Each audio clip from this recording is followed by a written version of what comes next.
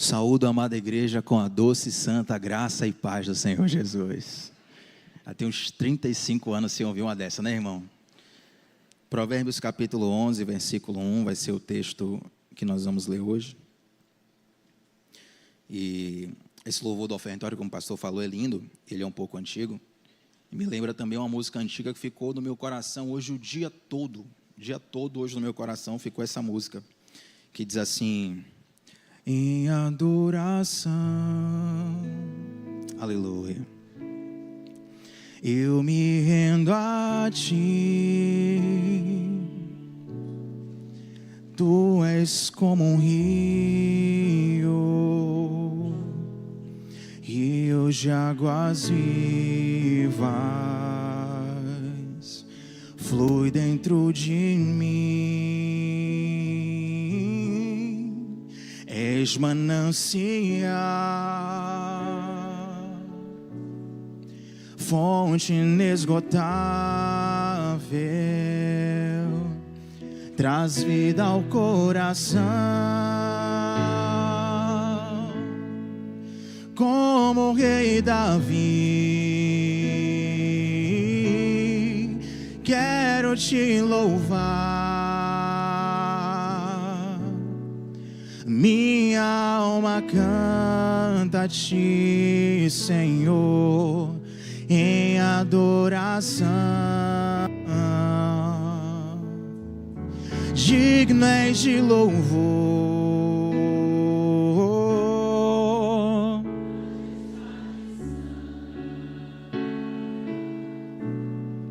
meu prazer é te dizer, te amo, ó Senhor. Linda ela, né? Vamos juntos? Em adoração, glória a Deus, eu me rendo a ti, tu és como um rio de águas vivas, flui dentro de mim, és manancial, fonte inesgotável, traz vida ao coração. Levante as suas mãos nesse lugar. Como o rei Davi, quero te louvar, minha alma canta a ti, Senhor, em adoração. Digno és de louvor, majestade santa, meu prazer é te dizer, te amo, ó Senhor, meu prazer é te dizer,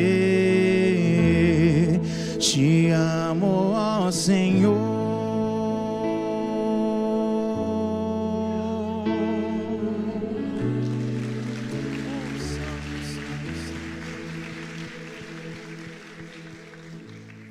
Espírito,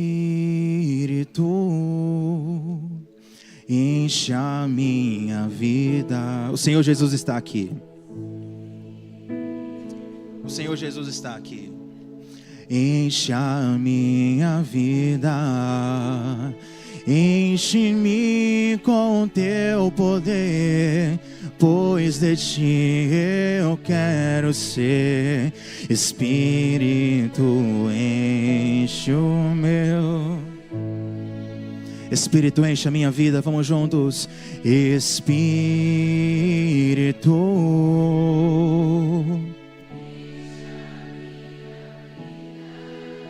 Espírito, enche a minha vida, enche-me do teu poder, pois de ti eu quero ser. Espírito, enche o meu ser. Oh, as minhas mãos eu quero.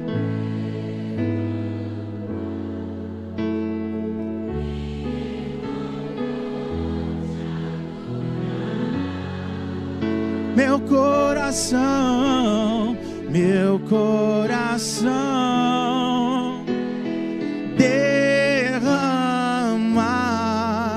diante do seu altar. As minhas mãos eu quero.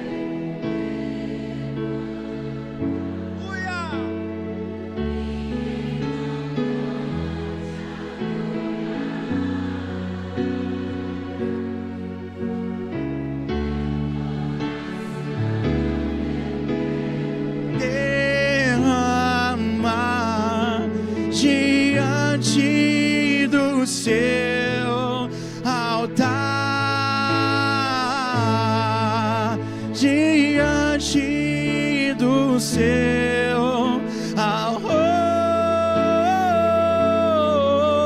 diante do seu altar. Glória ao nome de Jesus, aleluia.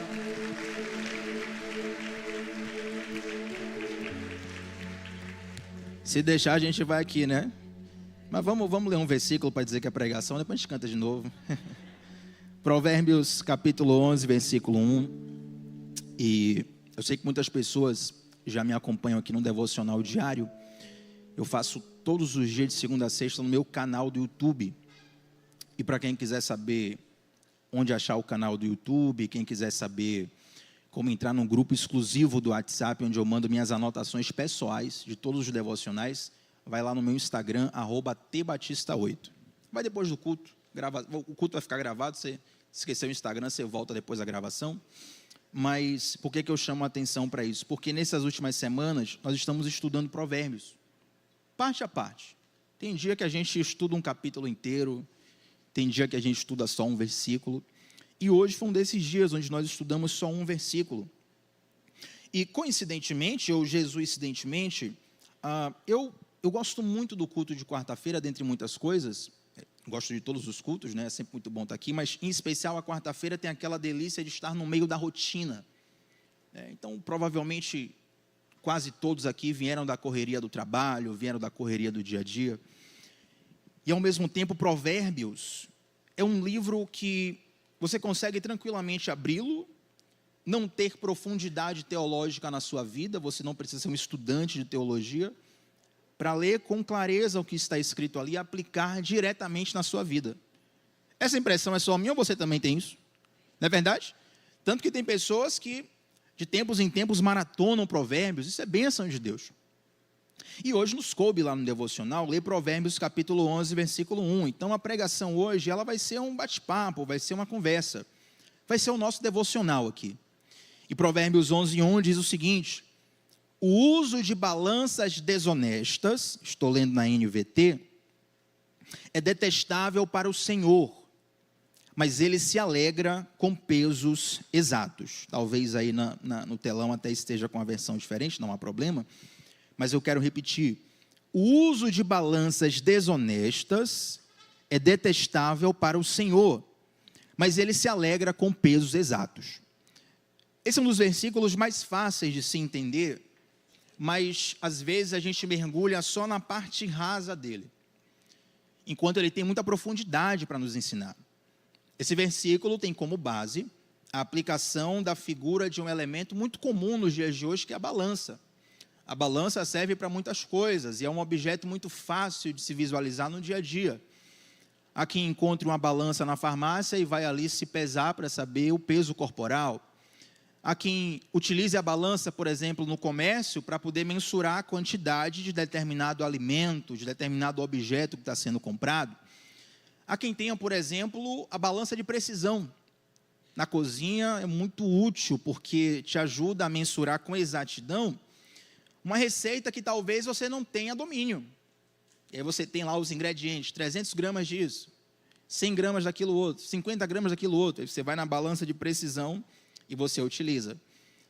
Mas embora a balança ainda nos dias de hoje seja um elemento muito útil, nos tempos de Salomão era um elemento mais útil ainda, e mais presente ainda no dia a dia das pessoas. Porque hoje, se eu quero comprar 1 quilo de feijão, eu vou na prateleira do mercado e já tem separado ali 1 quilo de feijão, já está pesado. A não ser que você seja muito desconfiado, você vai pegar o quilo de feijão, vai pesar na balança e provavelmente vai ter ali 990 gramas ou algo parecido. A maioria das coisas que a gente já compra, alguém já pesou, já pegou aquela quantidade e colocou um preço. Mas na época de Salomão, não havia isso. Na verdade, desde os tempos antigos, desde antes de surgir a pecúnia, o dinheiro, os elementos eram comprados e vendidos baseados na balança. Então, para você comprar algo como o ouro, como a prata, como uma pedra preciosa, preda é complicado, né, irmãos? Preda é complicado, né, Jean? Uma pedra preciosa, um elemento precioso, você utilizava a balança. Mas para você adquirir, por exemplo, trigo, cevada, coisas do dia a dia daquela época, também era utilizada a balança. A maioria das balanças hoje, elas são eletrônicas. Você coloca ali o elemento e ele já te dá a numeração exata em quilos, ou em libras, ou no país que você estiver. Mas é engraçado que até hoje, quem trabalha com isso, pelo menos, dizem que as balanças manuais, até hoje, são mais confiáveis do que as balanças eletrônicas. Eu não trabalho com isso, mas ouço quem trabalha dizer isso. Naquela época, só havia balança manual. E eu quero que você pense num determinado tipo de balança. Tem vários tipos de balança. Mas pensa naquela balança que tem a figura da justiça, o símbolo da justiça. Não sei se você lembra, e se Yang puder me ajudar, bota no Google aí, Yang, aquela figura da mulher da justiça.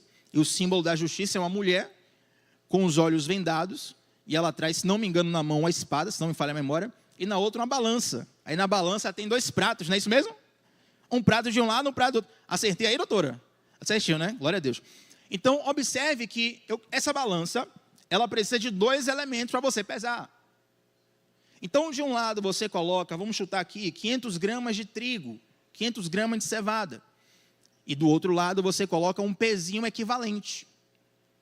Por exemplo, quem vai na academia, como eu, glória ao nome de Jesus, vocês não estão vendo, mas pelos olhos da fé, o crescimento vem, meu irmão. Quem quer tomar posse em nome de Jesus?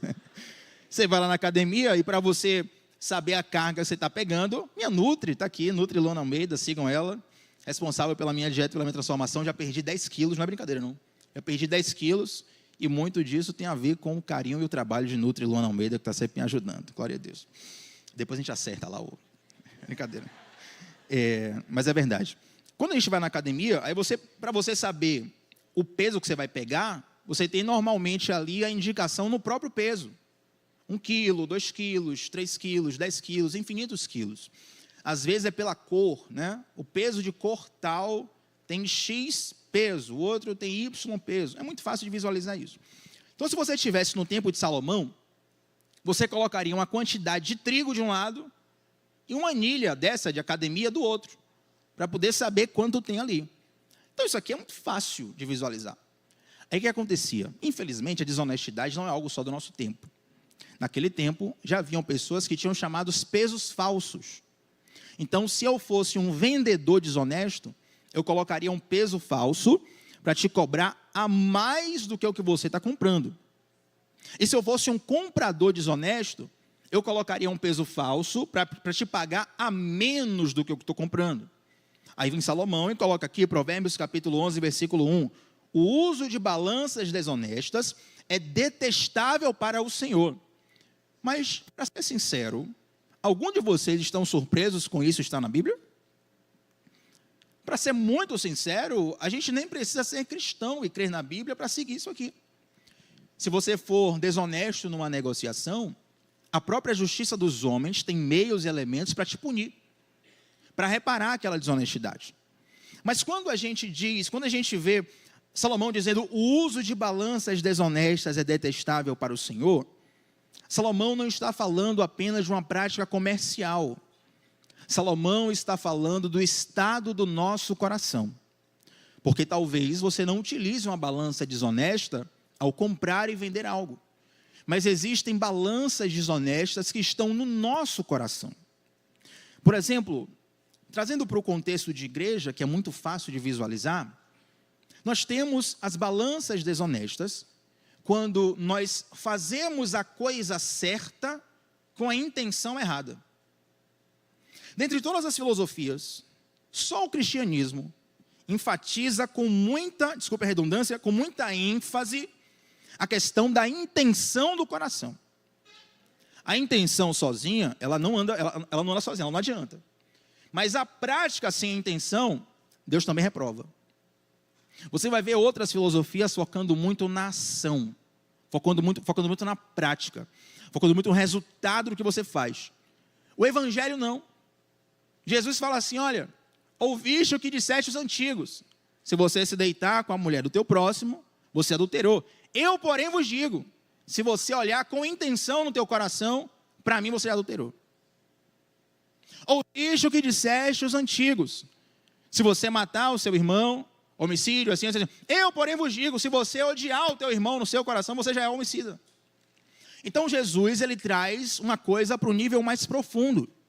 E, por exemplo, nós vemos na Bíblia Jesus ter um embate sério com vários fariseus. O que nos leva, inclusive, a ter uma percepção até negativa do que é fariseu, né? Se alguém chegar, eu não tenho Instagram, falar assim, seu baterista fariseu, você vai encarar isso como um elogio ou como uma crítica? Uma crítica, né? A figura do fariseu é uma figura que ficou negativa. Mas eu garanto a vocês que um fariseu médio daquela época seria mais crente do que todos nós juntos aqui. Um fariseu médio daquela época, com certeza absoluta, saberia a Bíblia de có e salteado, onde tem um ponto, onde tem a vírgula, onde tem a pausa, onde começa, onde não começa. Um fariseu daquela época saberia todas as ordenanças, todos os mandamentos, e saberia explicar muitas linhas teológicas, que particularmente nós cristãos muitas vezes nem sequer conhecemos. Então, um fariseu era alguém muito zeloso pela lei. Era alguém que buscava praticar e acertar em tudo da lei. E, para ser bem sincero, eles acertavam. Eles faziam o que era certo. Mas aí Jesus sempre toca na questão da intenção do coração. Jesus fala, por exemplo, que vários fariseus naquela época, para jejuar, eles jejuavam, né? Quem aqui jejua, irmão? Quem aqui jejua? Aí tem gente que não levanta a mão, que fala assim, não, Tiago, se eu disser que tu jejua, não tem pecado. Que tem aquela palavra que diz que eu tenho que fazer em secreto. Nessa passagem que Jesus fala assim, ó, ora em teu quarto em secreto, jejue em secreto, faça o bem em secreto, essa parte era pelo seguinte, os fariseus quando jejuavam naquela época, eles não apenas jejuavam, mas iam para a esquina das ruas, aí pegavam a roupa toda amassada, assim, tipo a que eu peguei aqui agora, toda amassada, vinha tal, o cabelo, se eu tivesse cabelo, né, bagunçava o cabelo, tal, a barba toda bagunçava, e aí ficava lá na esquina assim, ó,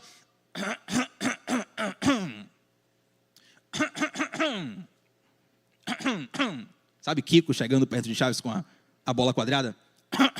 Aí ele ficava na esquina, e as pessoas passavam pela esquina e falavam assim, ó, homem de Deus. Talvez o pai e a mãe andando com os filhos pequenos falavam assim, olha meu filho, quando você crescer, eu quero que você seja que nem esse homem, que nem essa mulher. Eles jejuam, eles oram, eles pagam preço. Olha como eles são servos de Deus. Olha como esse homem está se dedicando às coisas do Senhor. Aí Jesus fala assim, ó, o objetivo deles é conseguir um aplauso humano. Eles vão conseguir o aplauso humano. Aí Jesus fala assim, ó, se você quiser realmente agradar a Deus, nesse contexto, para provar que você quer agradar a Deus, vai lá no teu quarto em secreto e ora em secreto. Ninguém vai ver, você não vai postar, você não vai ganhar like, você não vai ganhar compartilhamento, o algoritmo não vai te favorecer, mas o teu pai que te vê em secreto, te recompensará. Então, mais do que a ação, Jesus toca na intenção que está no coração. O que Jesus está dizendo é o seguinte, essas pessoas estão acertando, elas estão seguindo o meu mandamento, elas estão seguindo a Bíblia, elas estão fazendo o que é certo, mas a balança do coração delas está descalibrado. Elas não entenderam a proposta. E quantas vezes nós fazemos o que é certo com a intenção errada? Quantas vezes nós praticamos disciplinas espirituais e práticas espirituais como forma de tentar barganhar algo de Deus? Ou até como forma de tentar compensar os nossos erros e as nossas faltas. Deixa eu te dizer, a nossa vida com Deus, ela precisa ser fruto de um entendimento do que a gente já recebeu. Várias filosofias e religiões vão pregar o seguinte: faça o bem, porque se você fizer o bem volta para você. E de fato, essa é uma realidade espiritual, está na Bíblia. O que você plantar, colherá, é bíblico, é verdade. Mas aí o que é que acontece? A pessoa começa a fazer o bem como uma forma de barganha para o seu próprio bem. Então, quando eu faço um bem para você, não é porque eu te amo, é porque eu me amo. O que? Fulano de tal, uma pessoa importante, vou ajudar só para ele se lembrar de mim, lá na frente, ele, olha, vou ter uma vantagem. Entende que eu estou fazendo certo, mas a balança do meu coração está descalibrada? Salomão vai dizer, o Senhor detesta balanças desonestas. Jesus, certa vez, ele olha para os fariseus e fala assim, vocês me honram com os seus lábios, mas o coração de vocês está distante de mim. Os homens só conseguem ver os nossos lábios, mas Deus vê o nosso coração. E muitas vezes, como eu disse, nós fazemos o bem para ganhar algo lá na frente, mas o fazer o bem, na verdade, precisa ser o extrato de uma consciência, não do que o que você vai receber, é do que você recebeu. O fazer o bem na nossa vida, o frutificar, é um extrato de um entendimento de que você já recebeu algo, você já está no crédito. E você recebeu algo além do que o que você mereceu. Isso me lembra de um outro tipo de balança desonesta. Já falei aqui de ministério, já falei aqui de boas práticas. E nós temos também balanças desonestas na nossa lida um com o outro. Não só na vertical, nós com Deus, mas também na horizontal. Um ser humano para com outro ser humano. Por exemplo, é muito fácil tratarmos com peso, tratarmos com rigor, tratarmos com rigidez o pecado do outro. Porque quando o outro peca, a gente usa aquele fato para poder colocar para fora algo que já estava no nosso coração. Olha lá, tá vendo? Fulano de tal, ó, miserável, pai, sempre falei. Fulano de tal nunca me enganou. Aí, ó, tá vendo aí, ó? Pá, pá.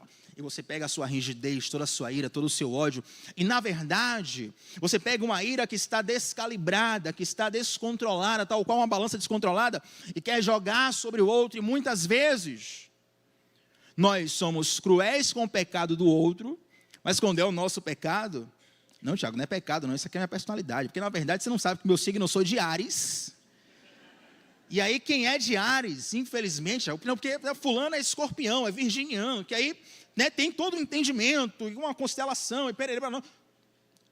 Tem toda uma justificativa. Não, Tiago, porque no meu lugar, tem um elemento no direito brasileiro, que se chama inexigibilidade de conduta adversa. Falei difícil, né? Se você falar isso 3 vezes, irmão, você está batizado no Espírito Santo. Inexigibilidade de conduta adversa. Inexigibilidade de conduta adversa é o seguinte: você comete ali uma conduta que está tipificada no Código Penal, mas aí você chega diante do juiz e fala assim, juiz, no meu lugar, você não pode exigir que ninguém fizesse algo diferente do que eu fiz. Vou pegar aqui algo extremo. Vamos supor que um pai vê um filho sendo atacado. Ele se descontrola, vai para defender o filho e acaba matando outra pessoa. Ele pode alegar legítima defesa de terceiro, que é uma excludente de licitude. Ele pode alegar também inexigibilidade de conduta adversa. Excelência, qual é o pai que vendo um filho ser atacado ia ficar calmo? Então, muitas vezes, a gente pega essa inexigibilidade e coloca para a gente. Não, no meu lugar, você tem que me agradecer, pastor, porque eu faria, muita gente faria pior, viu? Conhece o fulano que fez pior, você tem que me agradecer. Na verdade, nós precisamos replicar na nossa vida aquilo que o Pai nos ensinou. Jesus nos traz uma modalidade de entendimento muito prática, muito simples. Jesus é um grande professor, um grande mestre, né? Jesus, para ensinar verdades profundas, ele utilizava parábolas, contava história. E Jesus, para ensinar a metodologia de como ele aprendeu e como nós devemos replicar, ele fala assim, ó, eu só faço o que eu vi o meu pai fazer. Então nós fazemos o que Jesus fez conosco, e a gente vai replicando esse modelo do céu. Tanto é que a oração modelo começa, Pai nosso que estás no céu, santificado seja o vosso nome, venha a nós o seu reino, seja feita a sua vontade, assim na terra como no céu. Então tem um modo que vai sendo replicado. Começou no céu, vou replicar na terra. Eu te pergunto, o que Deus te deu foi pelo seu mérito ou pela misericórdia dele? Isso automaticamente te leva a ser misericordioso.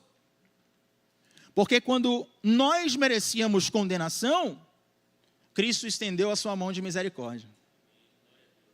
Aí alguém vai dizer assim, mas Tiago, então quer dizer que eu tenho que passar a mão na cabeça do erro dos outros? Quer dizer que eu tenho que aliviar para quem errou? Querido, a justiça vai ser feita. Se alguém errar, vai pagar. Na justiça dos homens, na justiça de Deus. Mas que a nossa mão não seja a mão do juízo, seja a mão da misericórdia. Eu não consigo estender uma mão de juízo quando eu olho para a minha história e vejo que eu merecia o juízo, mas recebi a misericórdia.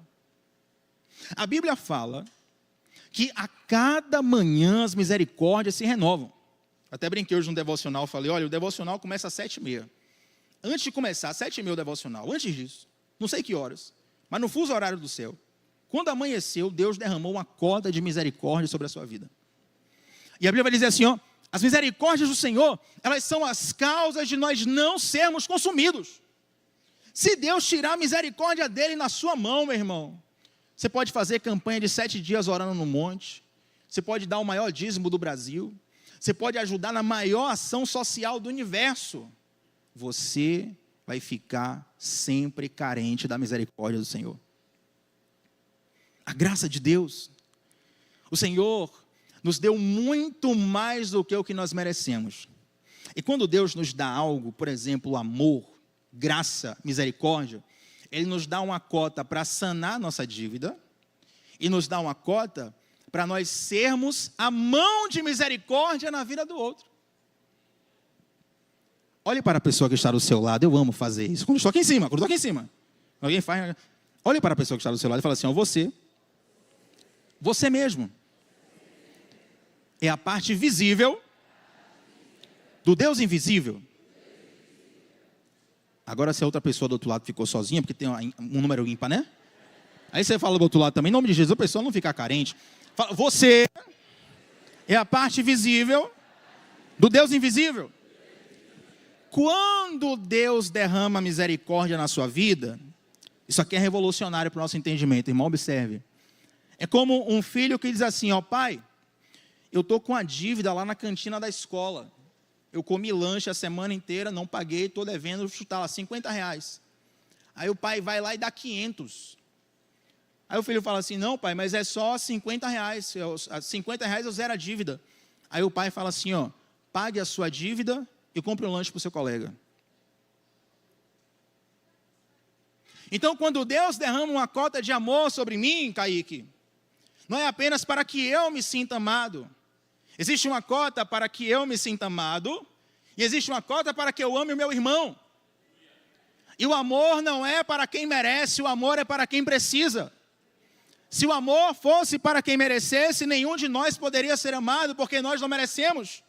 Mas da mesma forma que nós somos amados sem merecer, nós podemos amar o próximo que também não merece o nosso amor. Até porque amor é uma semente. Quando você olha para alguém e fala assim, o fulano de tal é tão miserável que ele não merece o meu amor. Ele não ama ninguém, ele não faz nada baseado no amor, ele é a pior pessoa do mundo. O amor é uma semente. Quando você faz um gesto de amor para alguém, você está semeando amor na vida dele. Aí a mesma coisa que o pai fez com você, de te dar uma cota para se sentir amado e para amar, você está fazendo também na vida do seu irmão. A mesma coisa para misericórdia. No meio da micareta, Jesus grita assim, ó, eu sou a água da vida. Quem quiser matar sua sede, vem até mim. Se você beber da água que eu tenho, você nunca mais voltará a ter sede. Então eu estou com sede, bebo da água da vida, sacio a minha sede, estou resolvido. Mas Jesus não para aí. Jesus fala assim, ó, e aquele que crê em mim, aleluia, do seu interior fluirão rios de águas vivas. Jesus está dizendo, meu irmão, eu não quero só matar sua sede, eu quero te transformar num bebedouro espiritual. E da mesma forma que Deus chegou até você através de alguém, eu profetizo que através da sua vida, aleluia, Deus vai chegar na vida de muitas pessoas. Alguém aqui já viu Deus? Alguém aqui tem uma selfie com Deus? Alguém tem um áudio de Deus no WhatsApp? Mas nós temos pessoas, e pessoas são canais de Deus. Olha como existe uma profunda diferença entre nós termos uma balança calibrada e uma balança descalibrada em nosso interior. Quando nós temos a balança descalibrada, nós andamos sempre no mérito, nós andamos sempre na performance, nós andamos sempre na questão de premiar os melhores. Aí Jesus fala assim, ó, eu vim para aqueles que estão cansados e sobrecarregados.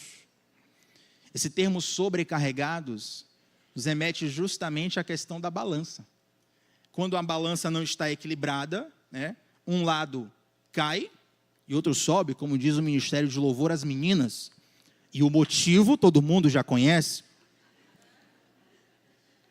Rapaz, o pessoal sabe. É que o de cima sobe e o de baixo... Olha que povo de Deus maravilhoso. Tanta gente com testemunho para contar, glória a Deus. Quando Jesus fala assim, ó, vinde a mim os cansados e sobrecarregados e eu vos aliviarei. Basicamente, Jesus está dizendo o seguinte, venham a mim todos os que estão descalibrados e eu te calibrarei. Venham a mim todos os que estão tortos e eu consertarei. Venham a mim todos os que estão desajustados e eu te ajustarei. Você já parou para pensar do porquê que Jesus teve que morrer na cruz do Calvário? Será que Jesus não poderia salvar o mundo como, sei lá, algum super-herói da Marvel, da DC Comics, faz chegar assim do nada, aquele raio de luz, sabe? Jesus super saiyajin, Kame, Ame, me salvador. Eu acho até que seria mais legal. Mas ainda bem que eu não sou roteirista da Bíblia, né? Por que Jesus, Deus, tem que derramar o sangue dele e morrer de forma humilhante na cruz?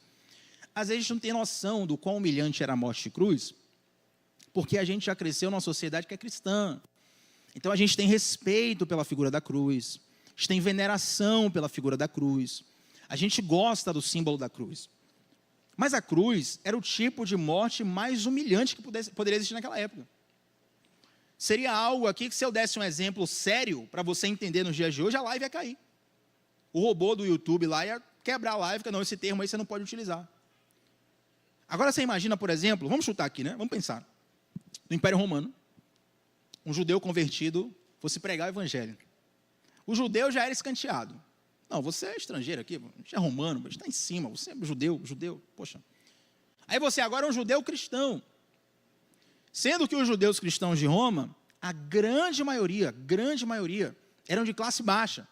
Então o cara era judeu, que virou cristão, que era de classe baixa, e estava pregando o evangelho, pô, que tem um Deus aí que salva, que não sei o que negócio é esse? Quem é o teu Deus? Me fala aí, o superpoder do seu Deus. Cada Deus tem um superpoder. Cada Deus é como um super-herói.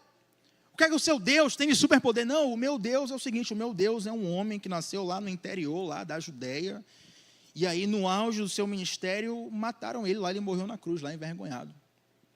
Nu, coroa de espinhos, cuspiram na cara dele. Esse é o meu Deus.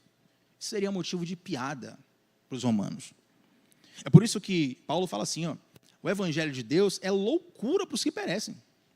Você conta uma história dessa no Império Romano, você está de brincadeira comigo, velho. Está contando uma piada para mim. Mas quando esse evangelho entra no coração, aleluia, é poder de Deus para salvar todo aquele que crê. Observe, todos nós estamos descalibrados em nossa natureza diante de Deus. Todos nós estamos como uma balança desajustada em nosso coração. Mas o versículo não fala só que o uso de balanças desonestas é detestável para o Senhor. Termina dizendo assim, ó, ele se alegra com pesos exatos. Na NVI está escrito, mas os pesos exatos lhe dão prazer. Pensa um pouco nisso, poeticamente. Os pesos exatos dão prazer a Deus. É interessante que no Novo Testamento, a Bíblia vai falar que o sacrifício de Jesus é uma oferta aceitável diante de Deus. É uma oferta que gera prazer a Deus. Quando Jesus está em seu ministério e uma voz do céu, uma voz rasga o céu naquele momento da transfiguração, Deus Pai fala assim, este é o meu filho amado, é ele ouvir. Mas quando Jesus está lá no batismo dele, a voz que está no céu fala assim, este é o meu filho amado, que minha alma tem prazer. Observe, no ministério de Jesus, antes de começar o ministério, o Pai já falou, né? Esse é meu filho amado, eu tenho um prazer nele. Porque esse prazer não vinha pela performance de Jesus, vinha porque ele era. É interessante que esse Jesus, que gera prazer ao coração do Pai, é justamente a cota da balança que você precisa para equilibrar a sua vida. Sabe quando é que numa balança, você consegue colocar aí aquela figura da justiça? Nem combinei com você antes, me perdoe. Sabe quando é que você sabe que o peso está exato? Quando a balança fica equilibrada, sim ou não? Quando nós estamos cansados e sobrecarregados, pega essa balança meio tortinha aí, viu? Nós vamos orar pela vida dela, fazer o apelo no final. Mas vocês entenderam, né? Não precisa trocar não, só para quebrar o gelo mesmo. Mas quando a balança está ali desequilibrada, aí você bota um pezinho a mais, um pouquinho a menos, tal, até chegar ali no momento certinho para poder ver o peso. A sua performance não consegue equilibrar a balança. O valor do seu dízimo não equilibra a balança. O ser fiel a seu esposo, sua esposa, não equilibra a balança. Fazer ação social não equilibra a balança. Nada do que você falar vai equilibrar a balança.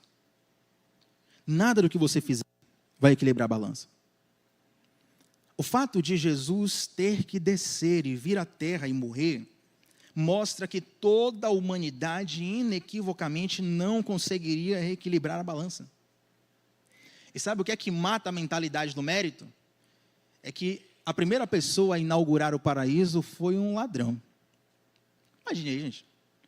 O cara errou a vida inteira. Aí está lá o fariseu acertando a vida inteira, jejuando. Aí fica na esquina, faz que nem Kiko. Estou jejuando, estou orando. Oh, Pai. Meu pai, você é um Henrique Cristo, né? Oh, Pai. Me perdoa. Tem misericórdia desse cara aí. Esse cara não é tão crente como eu. Esse cara não é tão santo como eu. Ainda bem que eu estou limpo e ele está sujo. Oh, Pai. Eu li a Bíblia toda, eu faço devocional. Oh, Pai, eu faço parte de um grupo de comunhão. Oh, Pai, isso e aquilo. Aí o outro é ladrão. Miserável.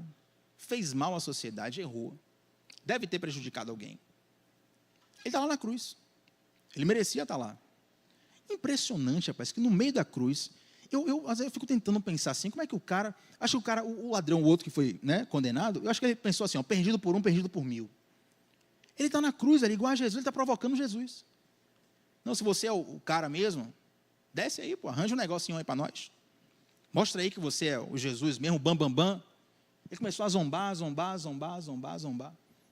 Aí o outro ladrão pregou o evangelho para o companheiro.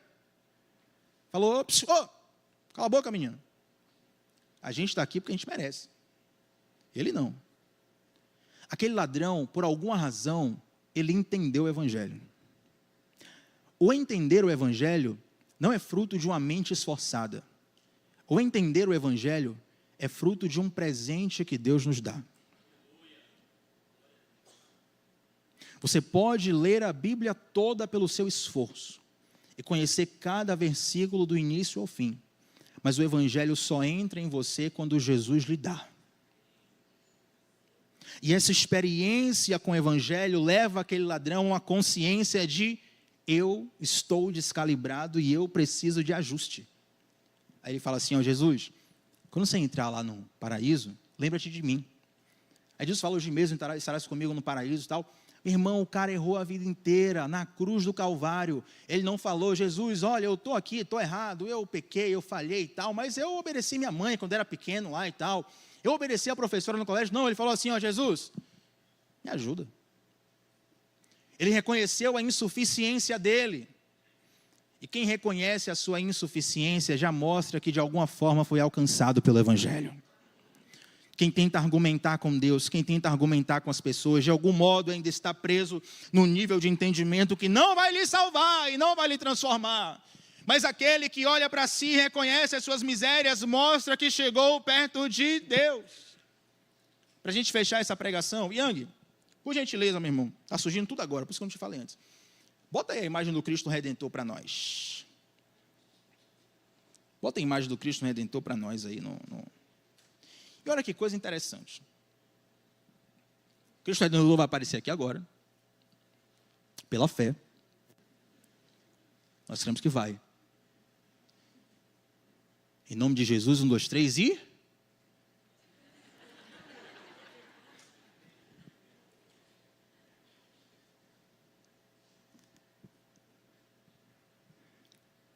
Olha, Yang desesperado de velocidade, a gente chega a estar tremendo o mouse, Jesus. Joga aí, joga. Essa imagem já dá, Yang, não precisa nem abrir por inteiro, já serve. Você já viu aquelas fotos que quem viaja muito tira? Que você tem ali um cartão postal, né, um ponto turístico, o Cristo Redentor, muita gente tira foto. Aí você faz aquele joguete de imagem que você coloca a sua mão assim, como se aquele elemento, aquele cartão postal fosse pequenininho, né? Só uma experiência. Faz isso aí agora, você sentado aí, com essa imagem do Cristo Redentor. Faça aí, para ver quanto fica no seu dedo aí o Cristo Redentor. Pequenininho, né? Mesmo que isso fosse uma imagem, você chega lá no Rio de Janeiro, na parte de baixo, você olhar para cima, vai ser a mesma coisa, é pequenininho. Aí você começa a subir a escada. Daqui a pouco, isso aqui, já está isso aqui. Aí você sobe mais ainda a escada. Daqui a pouco não cabe só numa mão, já está, rapaz, ó, está chegando perto. Aí daqui a pouco você sobe mais ainda. Irmão, quando você chega lá, dói o pescoço de olhar para cima. Porque quanto mais perto você está, mais você percebe a grandeza daquele cartão postal. Tem gente que já entendeu isso aqui, né? Tem gente que já está sendo ministrada pelo Senhor. Quando você está distante de Deus, você enxerga Ele só pequenininho. Mas não, Deus é legal, super legal. Pô, eu amo Jesus, Tiago. Jesus é o amor da minha vida. Pô, minha mãe é cristã, lá em casa, Tiago, olha, na estante lá está aberto, lá o Salmo 91 para repreender todo o mal que entra lá pela porta. Quem entrar carregado lá o Salmo 91, em nome de Jesus, já está queimado. Você está longe. Jesus é uma figura cultural, é uma mensagem, é uma coisa assim distante. E aí você vai, não, mas eu sou uma boa pessoa.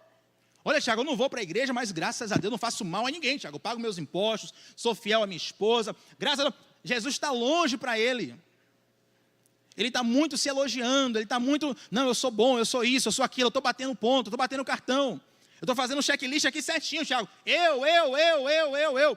Quando você vai chegando perto de Jesus, todo aquele que tem um encontro profundo e verdadeiro com Jesus, você olha o coração dele, tá? Senhor, tem misericórdia, me muda, me transforma, toca a minha vida, tem misericórdia. As pessoas mais crentes que eu conheci na minha vida são as pessoas que estão constantemente falando: eu preciso de transformação.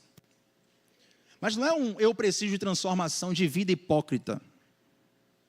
Não é um preciso de transformação porque está na igreja em pecado, não. É porque a pessoa está perto de Deus e ela está tendo consciência do quanto ela precisa ser transformada. Se você tirar uma foto na sua casa com a iluminação baixa, todo mundo na iluminação baixa dentro de casa é lindo. Aí você vai para um estúdio profissional, todo empolgado, pagou um book. O fotógrafo tira a foto e você não quer esperar revelar, você fala: deixa eu ver como ficou. Ai, meu Deus, isso é horrorosa, tira outra.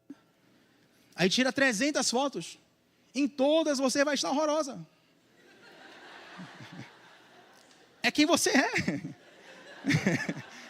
A questão, eu estou falando de mim, né, irmão? Graças a Deus, o povo da Lírio, só lindo és, glória. Graças a Deus. Mas então, exemplo, vai só. Mas aí, meu irmão, por quê? Porque a luz, a câmera, a lente, a qualidade, tudo isso começa a mostrar defeitos que na escuridão você não vê. Você está nas trevas eu sou bom, eu sou o cara, eu sou top, eu sou demais. Aí começa a luz chegar, opa, essa rugazinha aqui, não tinha visto antes. Aí a luz aumenta mais ainda, essa pele aqui que antes estava esticada, agora está cheia de traço. Opa, essa espinha aqui, não tinha percebido, tem uma espinha aqui. Meu Deus, estou mais careca do que eu achei que eu estava. Porque a luz começa a revelar. Mas a mesma luz que revela, aleluia, é a mesma luz que transforma. Essa luz não vem apenas para denunciar o nosso estado caído. Essa luz vem para nos transformar. Tito capítulo 2, versículo 11, para a gente fechar a pregação, fala que a graça de Deus se manifestou trazendo salvação a todas as pessoas. O primeiro estágio da graça é trazer a salvação. Mas Tito 2,12, versículo subsequente, Tito 2,11 todo mundo conhece. Todo mundo posta no Instagram. A graça de Deus se há manifestado, trazendo. Aí Tito 2,12 fala assim, e essa mesma graça, ela é poderosa para te transformar, para te livrar dos vícios, para te livrar do caminho mau, para te livrar da impiedade e gerar em você uma nova natureza conforme a imagem de Jesus. Essa luz que mostra os nossos defeitos é a luz que, ao entrar em nosso coração, muda a nossa história. Se Deus fosse olhar para nós no estado natural caído que nós somos, que nós estamos, ou estávamos, a gente estaria aqui no início do versículo 1. O Senhor detesta o uso de balanças desonestas. Você coloca de pé nesse lugar. Isso aqui já seria algo tão... Meu Deus, o Senhor está falando aqui. Deixa eu te explicar algo simples, algo complexo com palavras simples. Para não precisar ficar usando termos como córtex pré-frontal, amígdala cerebral, não sei o que, você não ficar perdido. Deixa eu falar como se fosse falar para uma criança. No nosso cérebro, quem assistiu Divertidamente aqui? Interessante, né? Que mostra muita coisa profunda ali com a linguagem acessível. No nosso cérebro tem uma parte que é tipo uma criancinha que quer tudo na hora que quer e se não tiver ninguém para falar nada, ela vai fazer. E tem uma outra parte que é tipo o adulto responsável. O adulto que vai trazer uma ponderação ali, aquele desejo da criança. Quando a gente peca, quando a gente faz algo errado, algo desonesto, por exemplo, a mentira. Quem trabalha com investigação sabe muito bem que um mentiroso, ele dá sinais fisiológicos da mentira. Porque o mentiroso, a não ser que ele seja um mentiroso assim, um nível estelionatário mesmo. Mas o mentiroso, ele normalmente vai trazer na sua fisiologia algum nível de tensão, algum nível de incerteza, algum nível de culpa. Porque ele sabe que está fazendo coisa errada. Então o investigador vai lá, investiga a pupila, investiga os gestos, investiga um monte de coisa, um monte de técnica lá e percebe se a pessoa está mentindo ou não. Na maioria das vezes acerta. Interessante que quando uma pessoa começa a mentir, aí vira o famoso mentiroso profissional. Quem conhece aqui um mentiroso profissional? Pode confessar, meu irmão. Eu conheço uns 3, 4, viu, que o dedo de marcar chega a treme, aleluia. Impossível dizer que a pessoa... Não é possível dizer que a pessoa está mentindo. Eu conheci um viciado em mentir, e certa vez ele contou uma mentira numa situação que ele não precisava mentir. Quando eu digo não precisava, não é que tem situação que precisa, é que ele não ia extrair nenhuma vantagem daquilo. E era mentira, eu sabia que ele estava inventando história, né? Ele gostava de ficar mentindo para os outros e ter a plateiazinha dele ali, vendo. Aí eu perguntei, fulano, cara, você não tem necessidade nenhuma, velho. Se o fulano descobrir isso aí, você vai perder todo o seu crédito. Você ganhou o quê mentindo isso aí? Ele, não, rapaz, vou deixar de perder minha vantagem.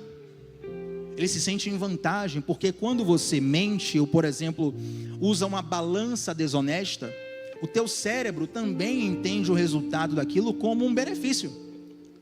Isso toca no seu sistema de recompensas. Isso descalibra o teu coração. Eu estou contando de um ato.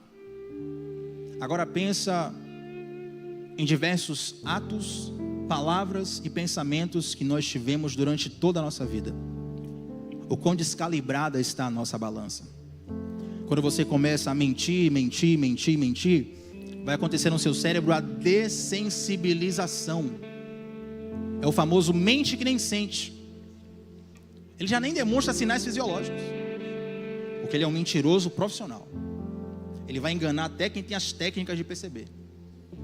Mas agora a balança do coração dele está desequilibrada. Ele ganhou vantagens da mentira, mas agora ele está em dívida com Deus. Ele ganhou vantagens do pecado, mas agora a vida dele está em falta. Como Beltesazar, que viu na parede Mene, Mene, Tekel e Parsim, e a tradução daquela palavra era: contou Deus o teu reino e foi achado em falta. Todos nós, irmãos, estamos assim no nosso estado original. E a gente não tem cash, não tem money, não tem pix, não tem serviço, não há o que fazer para reparar esse dano. Mas a Bíblia fala que existe um Deus que enviou o seu Filho para morrer na cruz. E o apóstolo Paulo fala assim: quando Cristo está morto na cruz, a cédula de dívida foi rasgada na cruz do Calvário. Toda a dívida que estava em meu nome, no seu nome, no nome dos pecaminosos de todos os tempos, foi rasgado pelo sangue de Jesus. Foi depositado na minha conta espiritual sem que eu fizesse nada. Antes de você nascer, alguém já havia pago o preço pelos seus pecados. E aí vem a segunda parte do versículo: se Deus odeia balanças desonestas, todavia Ele se agrada das balanças exatas. Sabe por que Deus olha para nós e o olhar dele não é mais de ira? O olhar dele é de prazer, o olhar dele é de aceitação? Porque agora Ele olha para nós e Ele vê Jesus no nosso coração. Feche os seus olhos nesse lugar, feche os seus olhos nesse lugar. Ore ao Senhor nesse momento. Se porventura houver balanças desajustadas no seu coração, se porventura houver situações que você precisa reparar diante de Deus, se porventura houver danos que foram levados para a sua existência por conta de desajustes, o Senhor Deus está aqui, Ele está reparando a nossa história.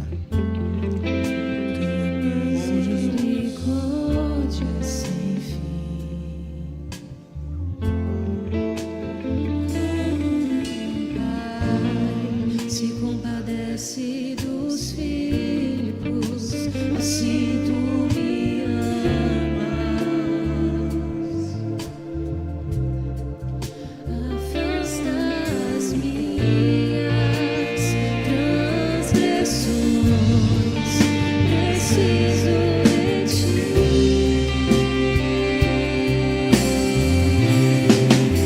Distante de ti, Senhor, não posso viver, não vale a pena existir.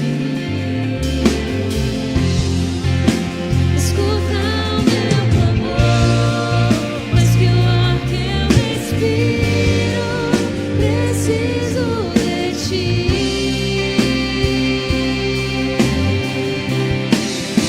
Distante de ti, Senhor, não posso viver, não vale a pena existir.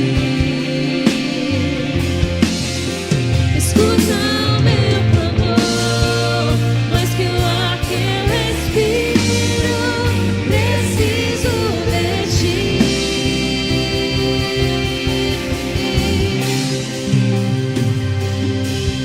As lutas vêm tentando me afastar de ti.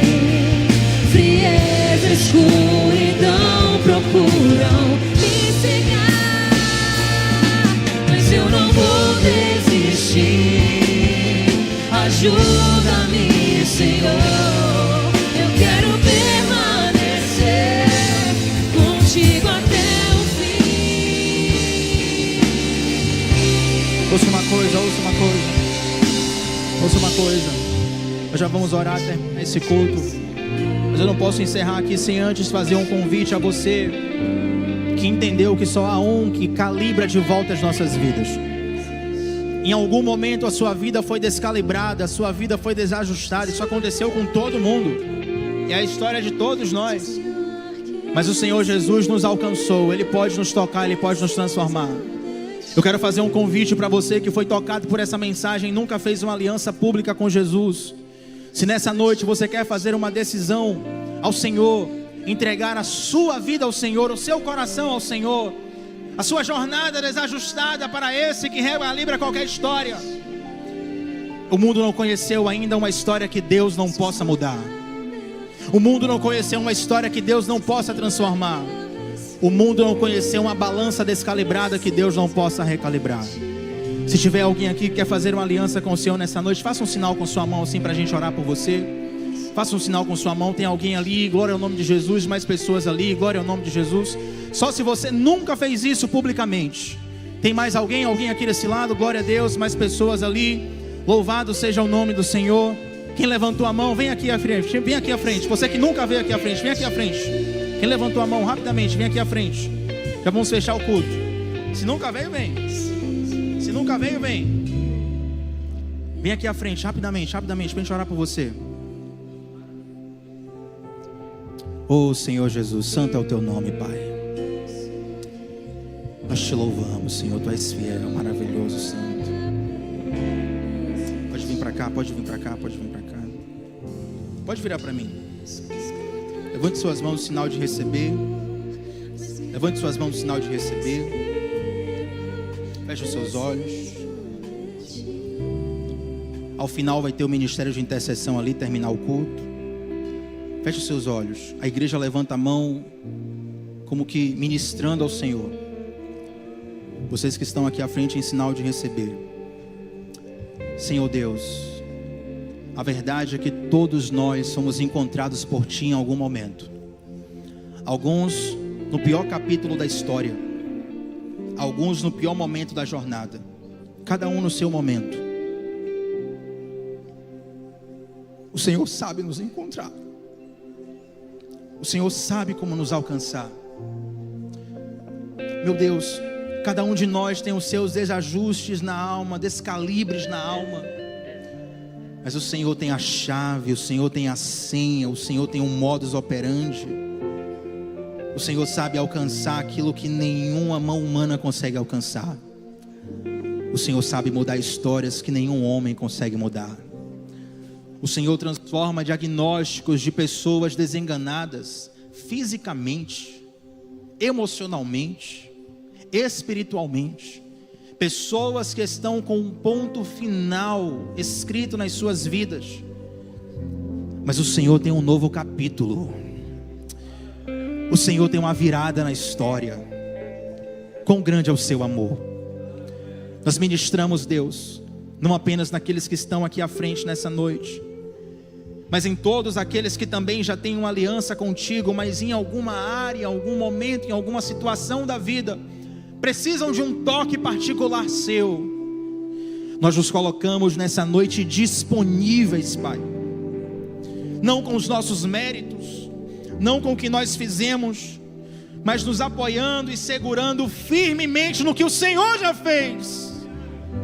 A nossa esperança é infalível, porque não é o que o Senhor vai fazer algo, o Senhor já fez o que a gente precisava. O Senhor já morreu na cruz, já tomou as chaves da morte, do inferno, já mudou o nosso destino. E nós tomamos posse dessa mensagem, tomamos posse desse anúncio, tomamos posse dessa realidade e declaramos: a nossa vida está em Tuas mãos. A nossa vida não está nas mãos dos homens. A nossa vida não está escrita em maldições. A nossa vida não está em decretos humanos. A nossa vida está em Tuas mãos. E que as nossas vidas, que está em Tuas mãos, possam Te gerar prazer nessa terra, Pai. Em lugar de vergonha, derrama dupla honra. Derrama a Tua graça que salva, também a Tua graça que transforma. Derrama a Sua cota de amor, misericórdia e graça para suprir as nossas lacunas. Mas brota em nós o rio de águas vivas, para que do nosso interior flua a Tua presença, flua o Teu toque, e aonde nós formos, possamos ser a parte visível do Deus invisível. Em nome de Jesus. E a igreja diz: aplauda o nome do Senhor Jesus. Pastor Diogo. Podem voltar aos seus lugares.